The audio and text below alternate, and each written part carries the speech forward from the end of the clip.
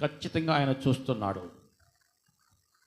ప్రతి దేవుని బిడ్డలారా, ఖచ్చితంగా ఆయన చూస్తున్నాడు. నీ హృదయాన్ని నువ్వు సరి చేసుకోవాలి. నీ హృదయం దేవుని ఎదుట సరిగా లేకపోవటమే ప్రమాదం.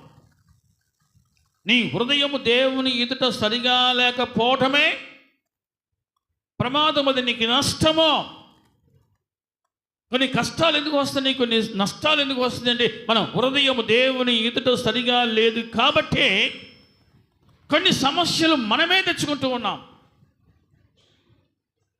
ఆయనకు వేరుగా వెళుతూ ఉన్నాం.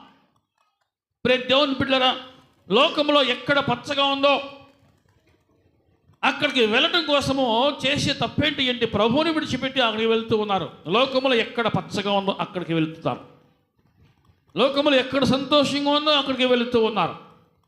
లోకములు ఎక్కడ ఆనందం ఉందో అక్కడికి వెళుతూ ఉన్నారు. చేసే పొరపాటు ఏంటి అంటే ప్రభువుని విడిచిపెట్టి వెళ్తున్నారు. ప్రభువుకు మనస్సును దూరం చేసుకుని వెళ్తున్నారు. దేవునికి మనస్సును దూరం చేసుకుని, హృదయాన్ని దూరం చేసుకుని వెళ్తున్నారు. దేవునికి ఏమీ నష్టం లేదు.